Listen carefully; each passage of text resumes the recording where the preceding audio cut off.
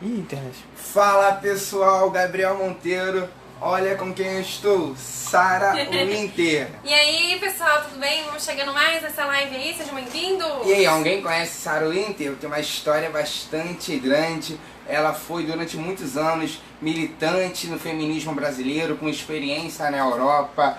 Tem um conhecimento bastante vasto para passar para a gente, transpassar acerca da esquerda brasileira, sobretudo o feminismo. Vamos conversar com ela. Mandem suas perguntas e, primeiramente, curta, compartilha, faça o seu comentário, ajuda a gente a transmitir essa mensagem. Sara Winter, boa noite. Boa noite. Primeira pergunta que eu faço para você: como que a esquerda brasileira vê a polícia militar? Gente, primeiramente quero dizer que eu tô... É engraçado, eu tô do lado de um policial militar. Há uns 6 anos atrás eu falava tão mal deles, né? Aí eu tô, tipo, pagando as coisas que eu fiz. Assim, como é que a esquerda vê a polícia militar? A esquerda vê como uma força inimiga. Por quê? Porque a esquerda não é feita de militantes e as pessoas aos poucos vão ter que começar a entender isso. A esquerda é feita de militares. Só que aqui no Brasil, particularmente, e assim como toda a esquerda no Ocidente, não usam armas de fogo ou armas brancas, se usa armas ideológicas. Mas aí no Oriente, na Rússia, em regimes comunistas já é diferente, mas não, a esquerda ocidental ela não usa armas de fogo, mas são militares, porque tem chefes, tem uma hierarquia, tem uma ordem a ser seguida, a ser executada. Então é como se a polícia militar ou as outras forças de coerção, as forças armadas, uma segurança privada, enfim, estão encarregadas de manter principalmente a ordem. E o preceito da esquerda é a desordem e o caos como medidas, como instrumentos para se chegar ao poder. Então é como se a esquerda e as forças de coerção, incluso a polícia militar, fossem antagonistas, não por parte da polícia militar, claro, Sim, que existe para proteger inclusive os seus antagonistas, sim, da sua própria existência. Mas é assim que a esquerda vê, como opositor, como as pessoas responsáveis por ficar no caminho deles. sim. Porque eles querem atingir a Revolução Comunista. Quem não vai deixar a polícia militar, o exército, a aeronáutica, É um embargo, então, a polícia militar para conseguir o revolucionarismo, Isso. a desconstrução das instituições. Exatamente. Então é como se fosse o exército contrário. Entendi. Então, hoje em dia, para a esquerda ocidental, as armas de fogo elas já não são mais um empecilho. Então elas têm trabalhado com essas armas ideológicas, armas econômicas, São as armas lições de Gramsci, midiáticas, já estão no Gramsci, né? de Gramsci, A hegemonia cultural. de Gramsci, de Marcuse e Alinsky. Esses são os Sim. 3 precursores, né, desse marxismo cultural que nós vemos hoje, do qual eu tive não vou dizer a honra, né, porque eu tenho um arrependimento muito grande, mas eu tive a oportunidade de participar quando eu viajei para a Ucrânia. A sua experiência que eu te fazia na Europa, no país da Ucrânia, acerca da manipulação que foi ensinada a você para fazer com diversas instituições, sobretudo com a polícia. Foi ensinado ali na Ucrânia como manipular os fatos, a opinião pública contra a polícia militar, contra a polícia civil, federal? Como que foi feito esse curso, podemos dizer assim? Perfeito. Pra quem não sabe, galera, eu fui, né, muita gente me conhece, sou ex-feminista. Pra quem não sabe, quando eu comecei a entender um pouco sobre feminismo, eu fui treinada, eu passei um mês, né, passei 30 dias na Ucrânia, país muito pobre, mas berço da ex-União Soviética, lá embaixo da Rússia. Peguei um avião, fui financiada, foi tudo pago e eu fui pra lá. Fui pra lá fazer o quê? Fiquei 30 dias sendo treinada pra aprender a ser uma boa ativista, e não uma ativista qualquer, mas uma líder aqui, uma coordenadora do movimento aqui no Brasil.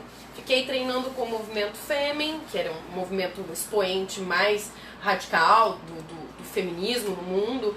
E eu aprendi muitas técnicas de subversão mental inclusive a técnica de como manipular a opinião pública, distorcer os fatos e ter a mídia como uma aliada para provocar nas pessoas a sensação de que as forças de coerção, de que a polícia militar é algo ruim, é algo opressor. Hoje nós levamos muito na brincadeira essa palavra opressora, mas essa palavra opressão, mas se a gente buscar na raiz etimológica dela, é uma palavra ruim. Até dentro da igreja a gente usa a palavra opressão, né, como uma palavra ruim, é algo que te oprime, que é ruim. Então a gente vê como uma força opressora, uma força que te impede de chegar até o status de liberdade. Então é assim que é mostrada a polícia militar, principalmente pra gente. E nós somos ensinados, eu fui ensinada uma dessas técnicas, por exemplo. E é muito interessante o Gabriel me abordar sobre isso, porque muitas pessoas têm interesse no que eu aprendi de feminismo, de mostrar os peitos, de não sei o quê, de levantar cartaz. Mas isso é uma coisa muito importante. Eu fico feliz que a gente tenha essa oportunidade de mostrar como nós ensinamos, como eu fui ensinada e como, infelizmente, ensinei pessoas no Brasil. Então, tudo isso previamente acordado com a imprensa. Nós temos um mailing, que é uma lista de e-mails, telefones pequenos e contatos. Pequenos canais midiáticos ou grandes canais? Não, grandes canais. Grandes canais. Canais Globo, R7, G1, Band, IG, e canais internacionais, claro, Agência F, Reuters, Alliance France Presse. Já é feita uma encenação toda. Isso, para captar uma informação, uma manipulação. Tudo previamente acordado com a imprensa, de que eles... É porque como... Deixa eu explicar para as pessoas que estão assistindo a gente como é que funciona. Não é mais... Hoje nós não temos muito mais fotógrafos de jornais. O que acontece é que nós temos agências de fotografia. Essas agências de fotografia, elas vão lá, cobrem o evento e fazem o upload das fotos nas suas plataformas. Os jornais vão lá e compram essas fotos. Então, nós acordávamos com as agências de fotografia de que elas só subiriam para download, para disponibilizar a compra das imagens para os sites, fotos em que realmente desse a impressão de que a polícia estava batendo na gente. As outras fotos que a gente estava batendo na polícia, as outras fotos que a gente estava provocando a polícia, essas fotos não subiam. Essas fotos eram deletadas. Então a ação de vocês de fazer uma agressão ao agente público não era captada. Isso. Quando o agente público fazia uma reação. Segundo a legítima defesa, Isso. artigo 25 do Código Penal, aí era fotografado como se o policial estivesse ali com ânimos de agredir, de respeitar a manifestação, o direito a se opor ao Estado. Então é toda uma encenação mesmo, não propriamente dito. Isso. A forma, o modus operandi é desonesto. Sim. E com cunho ideológico. E o pior de tudo é que a gente não a gente não se... Eu, pelo menos, quando fazia isso, eu não me sentia uma mentirosa. Eu me sentia uma heroína. Porque eu pensava assim, meu Deus, assim eu estou desconstruindo o machismo dessa instituição patriarcal que quer oprimir os direitos individuais das pessoas. E assim eu vou estar salvando um monte de mulher que precisa, eu vou estar salvando muita gente. Então... A lavagem cerebral é tão grande que nós, que somos militantes, nós somos convencidos de que com essas ações nós vamos estar fazendo mesmo bem para outros. Lógico, com certeza. Assim ilegais. Ilegais, não existe um parâmetro de moralismo. A ideologia vale mais do que a normativa. Muito mais. É imprescindível deixar claro para as pessoas que nesse treinamento, nessa lavagem cerebral que a gente passa, nós aprendemos a cumprir ordens. Por isso que eu falo, nós não somos só militantes, nós somos militares. Nós temos ordem a cumprir, nós temos satisfação que a gente deve para os superiores. Nós recebemos para isso, nós somos financiados para isso. Depois a gente entra nesse assunto que é importante também. E a gente é muito melhor remunerado que um policial militar. Também não é muito difícil. A gente não é muito difícil. Eu tô rindo, mas é de nervoso. Vai ser praça. A gente ganha em dólar, então não tem comparação. Eu ganhava em dólar, recebi em dólar. Enfim, igual Jean-Witch. Igual. Eu não posso falar, mas eu sei que tá aí, pode. Pode repetir? Repete? Fica à vontade. Fica à vontade, aqui é uma live. Eu não posso falar, mas ele pode, entendeu? Fica à vontade, aqui é uma live. É importante as pessoas saberem que nós somos Essa palavra desconstrução, essa palavra é etimologicamente errada.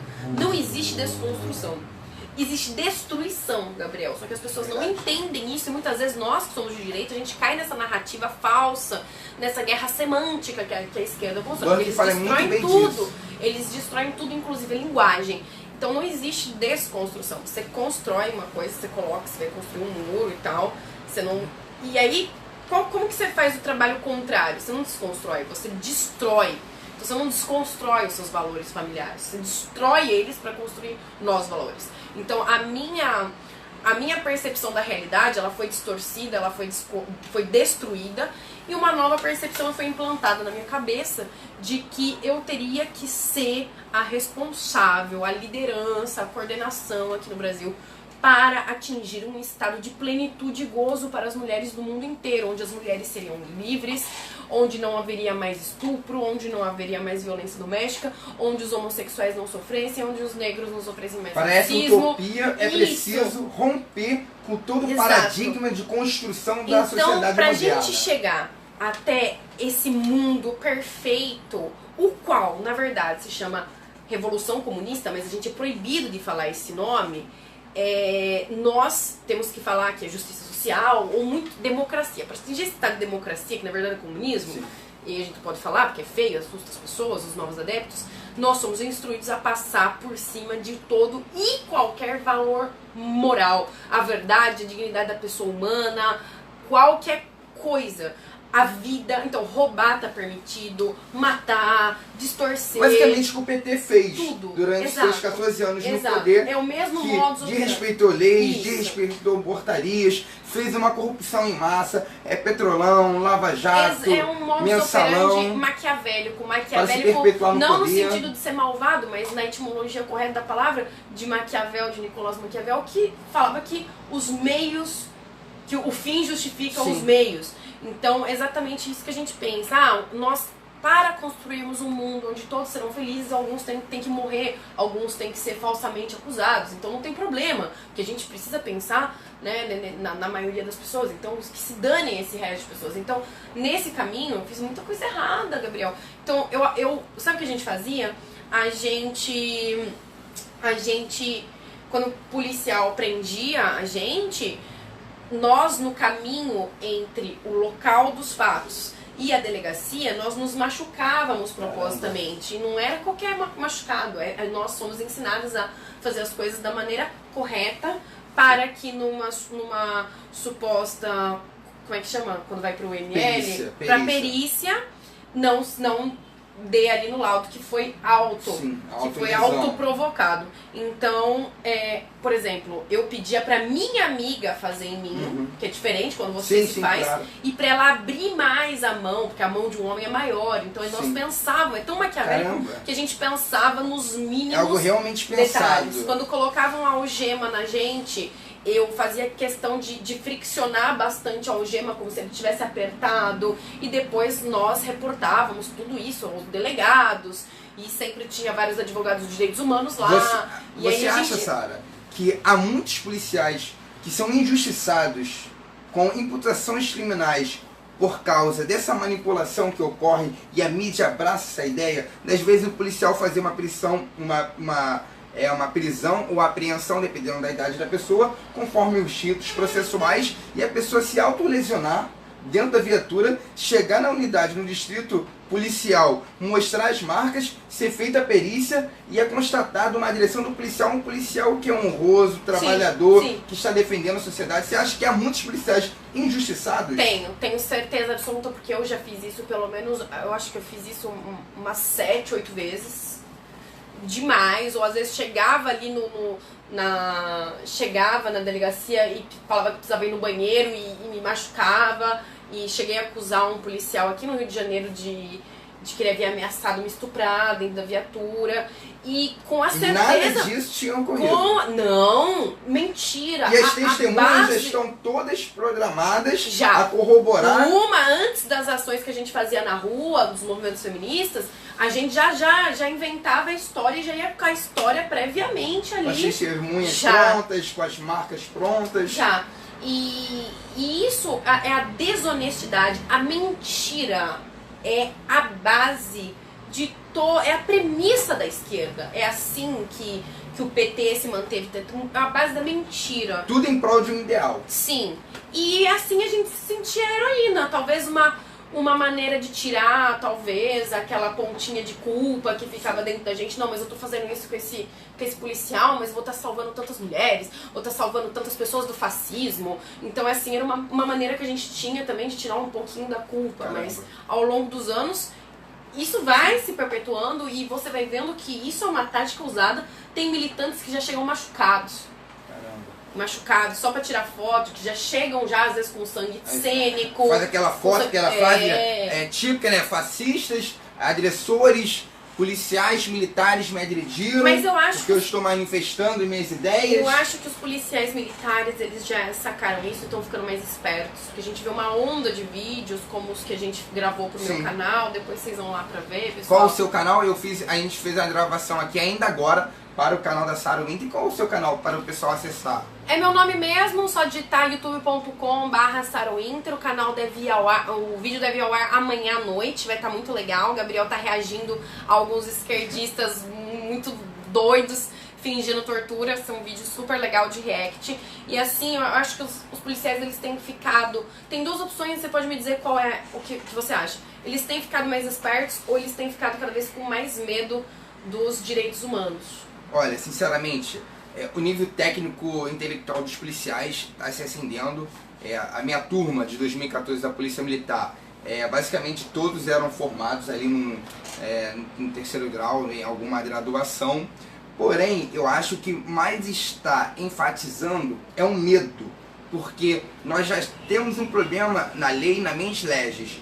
E pior, o entendimento jurídico acerca dessa lei, que é deficitária, é maior, porque muitas das vezes o promotor, o juiz, ele enxerga no policial já como um acusado, já como uma pessoa não muito boa. Então, o que ele puder fazer ali, alguns juízes, alguns promotores, obviamente não são todos, o que ele puder ali fazer para flexibilizar e utilizar dessa notificação aí de uma possível lesão do policial, um possível crime do policial, para tentar imputar todas as denúncias possíveis, é muito grande. Então o policial militar do estado do Rio de Janeiro, o policial militar no Brasil, infelizmente ele é muito injustiçado, não só na lei, que é uma lei fraca. Se você for ver o artigo 25 do Código Penal, você vai ver que é muito elástico, é muito subjetivo, não é algo palpável, não é algo que o direito deveria ser.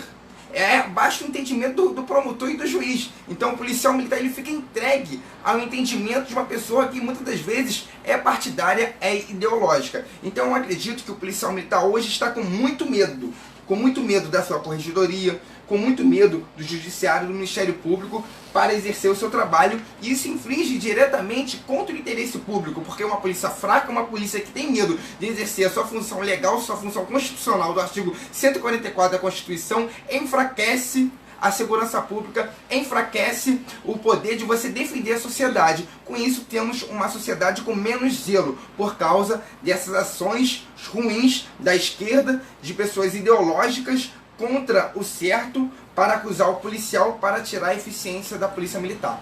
Gabriel, eu quero te fazer uma pergunta agora. Você acha que vai mudar, a vida dos policiais vai mudar com o nosso Ministério dos Direitos Humanos agora sendo controlado por uma pessoa conservadora? Você acha que a vida vai mudar dos policiais? Sim, salientando que direitos humanos é imprescindível. É imprescindível que haja direitos humanos. O que é os direitos humanos, senhores?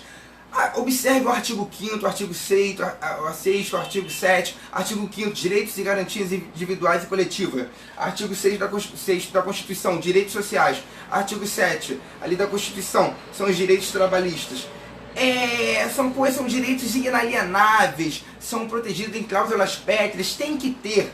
Eu tenho que ter meus direitos e minhas garantias. O problema é nós fomentarmos ao ponto que gera injustiça, gera impunidade. Os direitos humanos não podem ser uma ferramenta para gerar impunidade para a sociedade. Uma vez o Ministério de Direitos Humanos sendo gerido, administrado por uma pessoa honrada, instruída como a ministra Damares, há uma essência muito boa no seu trabalho, porque utiliza de uma ferramenta totalmente necessária para a função social, para a civilidade, não para o fomento da criminalidade, mas sim para garantirmos uma sociedade melhor, com menos bandido e mais trabalhadores, com menos bandidos e mais estudantes, com menos impunidade e mais práticas legais. Perfeito, é uma nova esperança que a gente tem aí, Tenho sim. Todos esses ministérios aí, principalmente com o pacote anticrime do Sérgio São Moro. de leis ordinárias, complementares, é um pacote que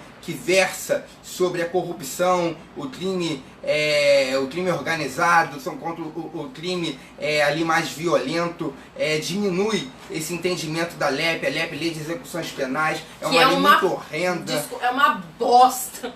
É uma lei muito Você me desculpa, mas a Lei de Execução Penal é uma bosta. Tudo que vocês imaginarem, tem um vídeo no meu canal sobre os 5 bizarrices da segurança pública brasileira, e das 5, 4 sai da LEP, que é visita íntima, saidão para preso, artigo 120 da LEP, é o preso cumprir 1/6 da pena e já poder conviver com uma sociedade que ele a fez refém, que ele a fez vítima. A mudança da Lei de Execução Penal é indispensável para ter uma sociedade com mais segurança e também botar na cabeça das pessoas o verdadeiro conceito de justiça que foi perdido. Sim. As pessoas agora, por conta da esquerda fomentar, têm uma dificuldade muito grande de entender o que é justiça, né? São Tomás de Aquino define a justiça como dar ao indivíduo aquilo que lhe pertence. E eu acho que é uma definição incrível, porque você dá ao indivíduo aquilo que lhe pertence. Então, perfeito. Se a ele é pertencido devido à pena, dê a ele. Se a ele não é pertencido, não dê. Sim, então, dentro do rito processual, dentro do procedimento jurídico perfeito. Nós não estamos querendo aqui fazendo um estado de exceção, um estado que a pessoa tem que morrer porque está cometendo um crime não, ali. Não é lei a de legítima caminhão, defesa, não é. A gente não está brigando nisso. Está defendendo o seguinte: dentro de um processo jurídico, se foi provado que a pessoa cometeu alguma infração penal, nada mais justo que ela pague pelo seu erro, por 2 motivos. Primeiro, para a prevenção do crime, segundo, para a repreensão do crime. Sem esses institutos assegurados, nós não temos uma sociedade segura, nós temos uma sociedade como nós temos hoje. Sim. A última pergunta que eu te faço, Sara Winker, é acerca da situação calamitosa que os policiais militares vivem, ou melhor, sobrevivem. Nós hoje temos uma taxa muito horrenda, inexplicável, de policiais mortos, policiais sem condições alguma de trabalho. E se você for visitar alguma UPP do estado do Rio de Janeiro, você vai ver o que é o significado de desrespeito à dignidade da pessoa humana. Como que a esquerda vê esses policiais sendo tão vilipendiados nos seus direitos, sendo tão desrespeitados, perdendo o princípio do direito à vida, perdendo o princípio dos direitos humanos? Como que a esquerda vê essa situação? Eles se sensibilizam? Não. Como que é? Não existe nenhuma sensibilidade da esquerda com os policiais e a fatídica história de vida deles, o cotidiano das famílias. Majoritariamente negros, pobres, sim, moradores de favela. Sim, não existe. Que é a polícia militar. Inclusive, existe a exclusão desse indivíduo dos grupos que participam, caso tenham amigos que são de esquerda, completamente excluído, é visto como um traidor. E, na verdade, quanto mais o policial militar sofre, mais a esquerda se alegra. É muito triste dizer forte. Isso. É forte, mas forte. Como eles veem a polícia militar como um algoz, como uma pedra no caminho, o que eles querem mesmo é tirar essa pedra do caminho para que eles consigam chegar ao poder. Então não importa o vilipêndio de respeito, não. Ali a forma do policial de fazer um trabalho totalmente sem condições, não importa. Ali a dignidade da pessoa humana pode ser vilipendiada, pode ser respeitada. Nós somos ensinados a passar por cima de qualquer valor moral e humano. O que está valendo é a Revolução Comunista. E se for preciso... Quantas vezes a gente não vê os esquerdistas falando que se for preciso, pegam no fuzil, não sei o quê. Isso não é mentira, isso não é só um grito de guerra, isso é verdade. Essa é a verdade. Então, quanto mais um policial... Eu ouso falar que quanto maior a taxa de mortalidade do policial, maior é a felicidade e a euforia da esquerda, porque eles estão vendo que tá dando certo. Porque se tem policial morrendo, é porque tem traficante armado e preparado para combater. Se você está achando um absurdo o que ela está falando aqui, se você está achando que é algo irreal, não confere com a realidade. Quantas vezes morreram policiais militares do estado do Rio de Janeiro, de São Paulo, de Brasília? Quantas vezes vocês viram ícones da esquerda, Marcelo Freixo? Não tem. Boulos, a Maria do Rosário, realmente se sensibilizarem para fazerem leis mais convictas que assegurem o policial militar. Inclusive, eu digo, Gabriel, eu peço perdão para você. Já viram o Freixo ir para a porta do batalhão, pedir pro coronel não deixar o policial militar sair para certos lugares, porque sabe que o policial militar vai morrer? Inclusive, nós tivemos um projeto de lei aqui, há uns 3 anos atrás, que foi votado na LERJ para blindar o vidro da frente das viaturas. A gente está falando de blindar a viatura porque isso daqui é uma utopia aqui no estado do Rio. Era para blindar, fazer convênio... É o mínimo, né?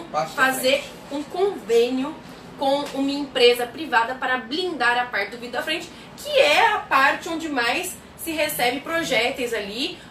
Foi feito um estudo, uma pesquisa, os policiais mortos em serviço são mortos pela parte da frente, onde entra um projeto de fuzil ali, não é qualquer fuzil, é um R-15, é um AK-47, é nesse nível, assim.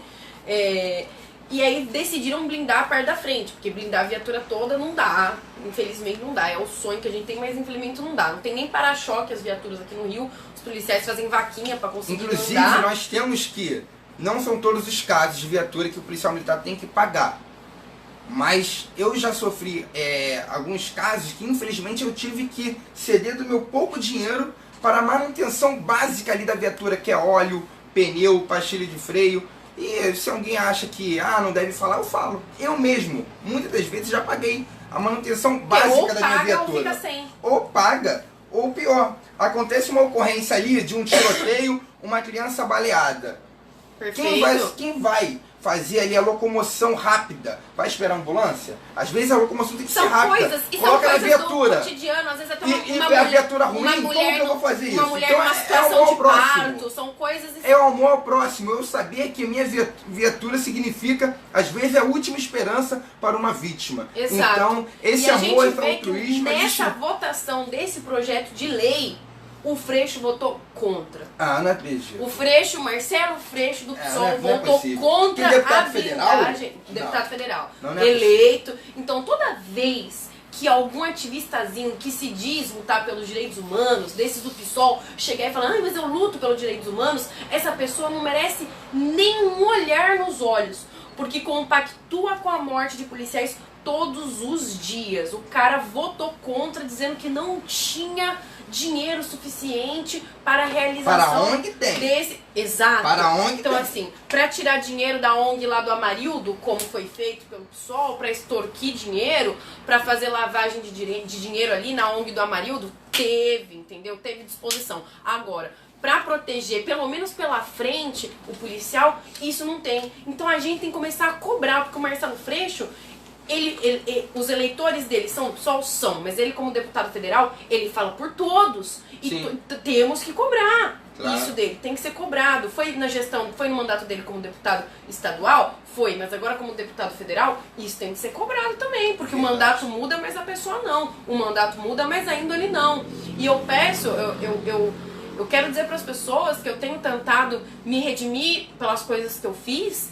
Já faz 2 anos que eu organizo aqui no Rio de Janeiro a marcha em valorização da vida dos policiais, que sempre acontece em junho. Verdade. Fica o convite aí pra vocês, eu ainda vou organizar esse ano, porque no Rio de Janeiro eu sempre falo todos os dias que as pessoas mais corajosas, talvez até as mais loucas, no Rio de Janeiro são as que escolhem ser policial militar, porque não tem absolutamente tem nenhum privilégio.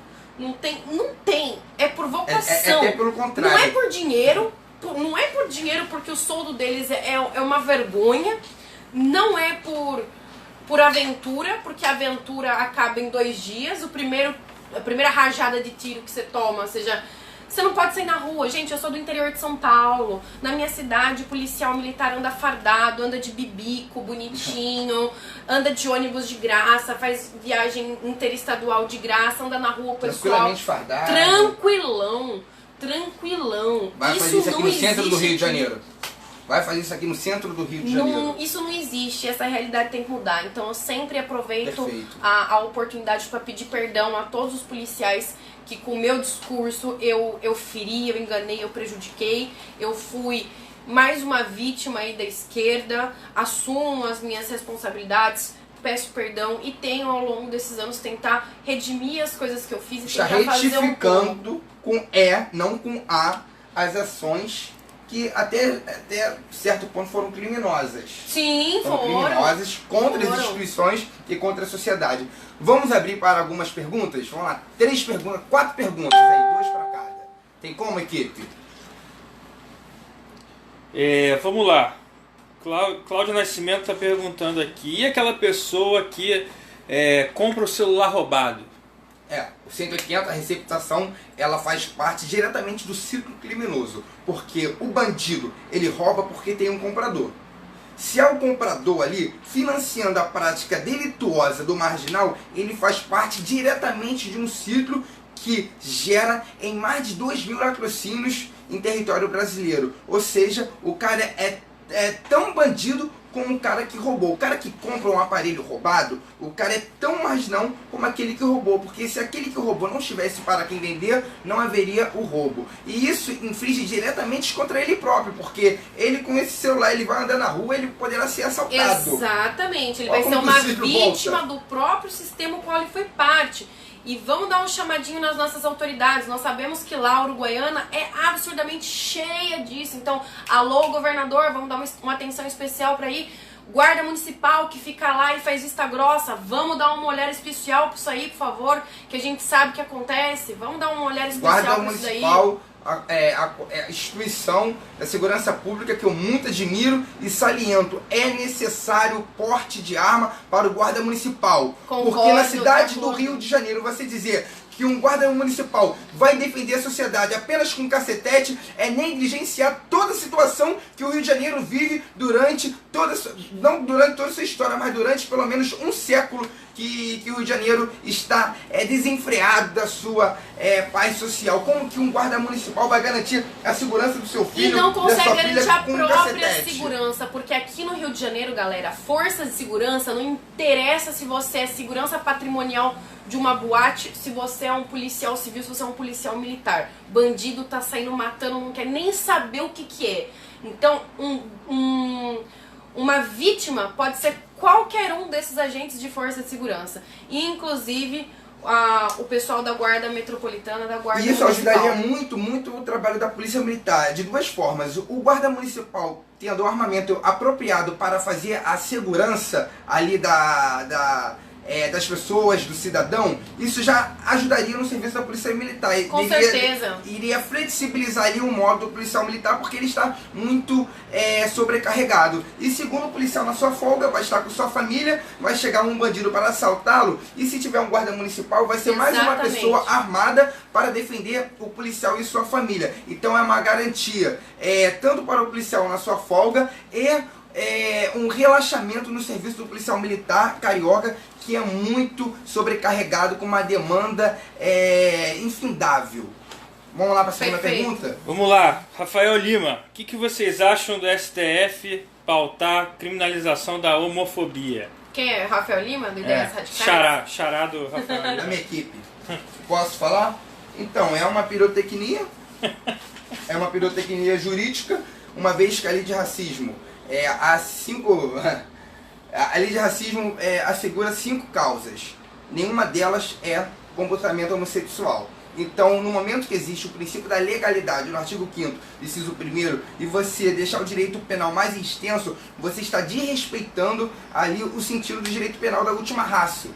Você não pode estender em mala parte o direito penal. Isso é um desrespeito à construção normativa brasileira. Então, se você acha que a homofobia deve ser algum crime específico, que faça a lei no legislativo, não utilize Exato. do judiciário para legislar. Isso é um desrespeito à tripartição dos poderes, modelo muito bem desenvolvido por Montesquieu, e uma afronta à sociedade, porque o ministro do STF não foi eleito pelo popular, pelo cidadão, pelo civil. Exatamente. Ele foi posto num cargo ali pelo presidente da República, ali sabatinado no Senado, e ali ele não pode representar num sistema de fazer leis. Ele tem ali que ser o top do judiciário, mas não fazer função legislativa. Perfeito. Isso também é um desrespeito com a própria população negra. Porque você utilizar da lei de racismo, que é justa, tem que ter.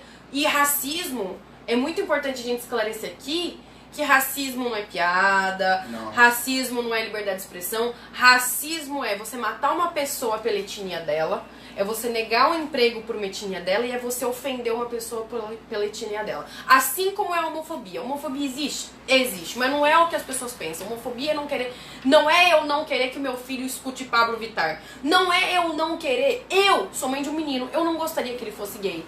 Eu não gostaria, não é pecado falar isso. Eu não gostaria. Se ele for, vou amá-lo do mesmo jeito. Mas isso não significa que eu seja homofóbica. Eu não querer beijar outra mulher não significa que eu seja homofóbica. Homofóbica é eu querer matar uma pessoa por causa da orientação sexual dela. É eu querer negar um emprego com ela tendo a plena capacidade de exercer aquele emprego por causa da opção sexual dela. Então a gente tem que entender melhor que nós vivemos uma cultura de subversão e uma cultura muito forte de relativismo. O relativismo é um problema muito grande que nós temos na sociedade ocidental e na sociedade brasileira principalmente. Ela é muito inteligente, tudo meu que é Deus do céu. cara, menina. Ela é muito inteligente. Você recita o Vadimé de cabeça. Meu Deus. E aí a gente tem uma cultura de relativismo que tudo se relativiza. Então não existem a verdade, os conceitos de verdade, os conceitos de prudência, os conceitos de moral, isso não existe mais. Então a esquerda criou uma cultura de relativismo onde existe a minha verdade e a sua. Mentira, existe uma única verdade que é a verdade que existe, que tá lá, que é real, que tem as propriedades da verdade e não há o que você pode tentar mentir. Existe a verdade, existe a mentira, mas não existe a sua verdade, é minha. Então as pessoas têm que entender que a homofobia, ela é um problema, precisa ser combatido, mas eu sou da opinião de que nós não precisamos criar mais leis, porque a gente não tem nenhum sistema que consiga dar conta das leis que nós temos. Nós temos uma Constituição desse tamanho, e é uma Constituição tão utópica que foi feita, idealizada, romantizada, sem as pessoas pararem para pensar em como é que elas iam cumprir tudo aquilo que elas estavam escrevendo. Então tudo bem, você vai criminalizar a homofobia, como o Gabriel colocou, vai lá via legislativo, apresenta um projeto de lei, mas tipifique muito bem tipificado o que é homofobia. É isso, se deixar para livre interpretação, infelizmente essa lei, se é aprovada, só servirá para coibir as pessoas que não querem ter uma relação homossexual, mulheres que querem ter a segurança de usar o banheiro sem um homem barbado entrar lá falando que se sente mulher, que se autodeclara mulher. Não se nasce mulher, torna-se mulher. É um absurdo usar a frase de Simone de Beauvoir, que é a expoente maior do feminismo, Isso é e que ninguém sabe que Simone de Beauvoir, a mais proclamada acadêmica Da do primeira onda? a mais proclamada, da segunda, perdão. Da segunda onda. A mais proclamada acadêmica feminista, na verdade, só serviu para duas coisas: lavar as cuecas de Sartre, o qual ela era esposa, e a segunda, de cooptar outras meninas mais novas para ser amante do marido. Que bela bosta de feminista era essa? Vocês sabiam da tamanha pensadora que a Sarah Winter é? Eu já sabia que a gente já tinha participado já de um almoço. Eu fiquei surpreendido, admito que eu a conhecia pelos vídeos. Teve um vídeo na UERJ, um vídeo na eu queria UF. tanto que você estivesse comigo lá naquele dia da UERJ. Eu queria estar lá Como é que você gravando. falou? Faltava uma bala de borracha.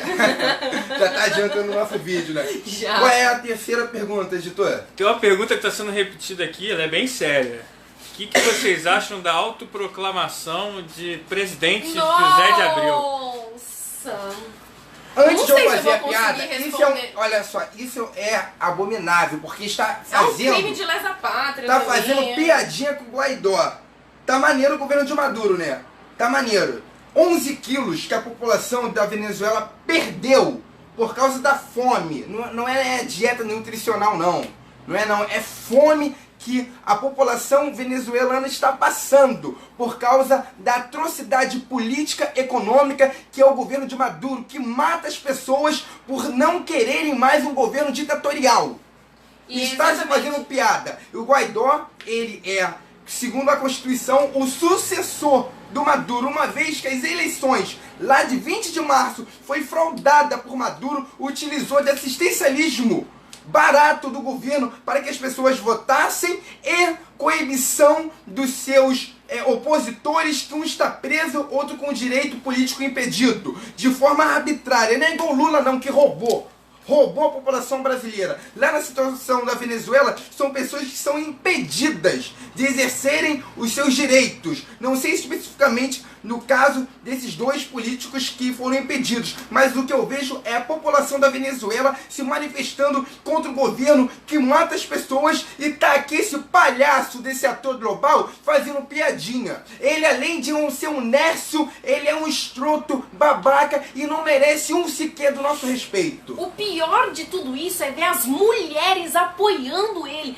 Eu falo, eu saí dessa porcaria de feminismo que eu só vi merda lá dentro. Eu entrei nisso daí porque eu tinha esperança de conseguir salvar uma mulher de estupro, de violência doméstica, e aí eu não vi nada disso lá. Saí desta merda e vejo as feministas lambendo as bolas do José de Abreu, que é o cara que cuspiu na cara de uma mulher, entendeu? Porque o feminismo, eu canso de falar pra vocês têm que começar a me escutar, ele não luta pelo direito das mulheres, ele luta para manutenção dos privilégios das mulheres de esquerda. É isso que é o feminismo. E aí nós temos uma geração de mulheres lá babando ovo. Gente, queriam fazer uma brincadeira sem graça dessa de colocar um presidente autoproclamado, por que não colocaram uma mulher negra então? Para fazer a representatividade da esquerda. Tinha que ser um homem branco, classe média, burguês, bem de vida. A esquerda é tão burra que ela não consegue nem escolher os próprios... Não consegue, cara. Ela falha na própria narrativa, entendeu?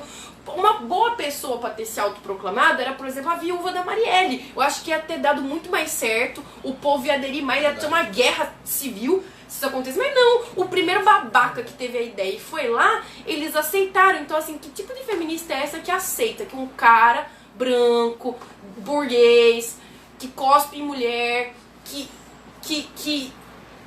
incita a masculinidade tóxica de uma pauta que elas reclamam, que chamou o cara que era namorado da menina que ele cuspiu na cara de covarde porque não bateu nele. Então, assim, não tinha uma figura melhor. Tomara que eles não levem essa minha sugestão. Quem sabe eles não pedem o impeachment do José de Abreu hoje e não escolhem uma figura melhor. Mas isso é verdade, tudo. Primeiro que é um crime contra a pátria, um crime contra a honra do presidente. É um vexame, é um mico que merece um vídeo só dedicado a isso. É um mico muito grande. O cara, se a gente perguntar pra ele, pode ser presidente, mas é nível de Dilma Rousseff. Eu já discuti com ele no Twitter. Se a gente perguntar a definição da lei, as propriedades da lei, o cara não sabe. Então, assim, acho que tá bem compatível com a esquerda, assim, o nível dele. Candidato perfeito, Candidato perfeito. Mas, assim, é interessante ver como que as mulheres de esquerda aceitaram tão facilmente. Eu acho que elas estão mais submissas que nós, hein, da direita aqui. Acho que tá precisando um pouco mais de empoderamento, Teve uma galera. vice aí do Haddad aí que... Nossa, essa daí nem apareceu. Não lembro nem o nome dela, porque eu não escutava falar. E é importante falar que esse cara, ele tá fazendo piadinha com o pessoal da Venezuela, e é interessante a gente lembrar que nas eleições fraudulentas de Maduro, 2 meses antes, esse diabo, porque menos do que diabo ele não é, ele baixou o preço da gasolina para centavos, ele distribuiu comida, ele fez uma barganha com as pessoas que estão morrendo.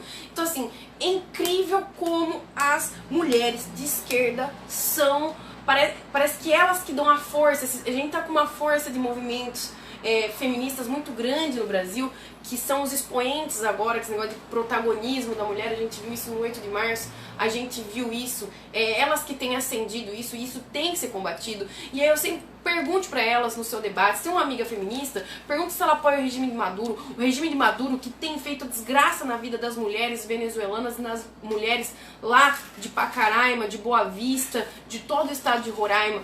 Por quê? Sabe por quê? Porque as mulheres estão vindo para esse lado para se prostituir. Inclusive, lá em Roraima, elas são conhecidas como Las 80, porque elas cobram R$80 para venderem o corpo. Com R$80 elas conseguem sustentar a família. Então, enquanto José de Abreu tá aqui, tendo as suas bolas lambidas pelas feministas brasileiras, meninas de 7, 8 anos de idade estão se prostituindo em Roraima para levar um pedaço de pão para casa. As mães venezuelanas estão entregando seus bebês na fronteira para famílias desconhecidas, para eles não morrerem de fome. A adoção ilegal, não sabe se essa criança vai ser usada, vai ser vendida, o que vai... Mas é uma perspectiva, ou ela morre de fome, ou ela pode ter outro. As mulheres na Venezuela, elas estão se esterilizando, elas estão fazendo todo tipo de esterilização, tirando o útero ou fazendo laqueadura, porque elas querem continuar a vida sexual, mas elas não podem engravidar porque elas não vão ter como criar essa criança. Então nós temos mulheres férteis de 17, de 18, 19 anos que estão se esterilizando porque não podem ter filhos, mulheres dando seus filhos, mas o babaca aqui sendo sustentada por um monte de feminista lambibola. Então, isso assim, tudo é gerado, proporcionado por uma política econômica equivocada, vinda lá do Chaves, que proclamou ali o governo bolivariano, vendo seu sucessor Maduro, e com isso gerou-se uma inflação, um problema deficitário na economia, uma inflação chegando a 1 milhão%, fazendo com que o dinheiro fosse menos valioso do que um papel higiênico. Se você fosse limpar, você vai fazer uma necessidade básica, fisiológica, num banheiro, e é mais economicamente mais custoso você se limpar com dinheiro do que com papel higiênico. Exato. Por causa da inflação. Na verdade, que é a política econômica da Venezuela. Na Venezuela já não tem mais notas de dinheiro. Eu tenho muitos amigos venezuelanos e não existe mais nota. Se você quiser nota, bilhete de dinheiro, nota de R$10, não sei o que, de bolívares, não tem mais nota. Se você quiser sacar dinheiro num caixa eletrônico, não tem mais. Inclusive, enquanto José de Abreu tá aqui se proclamando presidente do Brasil, apoiando o regime de Nicolás Maduro, só nesse apagão que já dura 4 dias, numa crise energética, uma falta de energia elétrica na Venezuela, 17 pessoas morreram porque os seus equipamentos equipamentos médicos foram desligados por falta de energia, porque não tinha energia para abastecer. Tem como brincar com isso? Então, tem como brincar com isso? E, gente, é foda. Mas, gente, já estamos 45 minutos nessa live. Última aqui. pergunta? Última pergunta, vamos lá. Última pergunta. Olha só, antes da última pergunta, curta, compartilha, comente no nosso vídeo para que nossa mensagem seja transmitida para pessoas que a gente não conseguiria pegar através do meu público e através do público da Sara. Às vezes você compartilhando, você está ajudando a fazer que a gente conquiste um público que outrora nós não tínhamos o contato. A última pergunta. A equipe tá falando que não tem mais. Não tem mais pergunta? Acabou. Gente, obrigada. Show de bola. Obrigada, essa live estourou.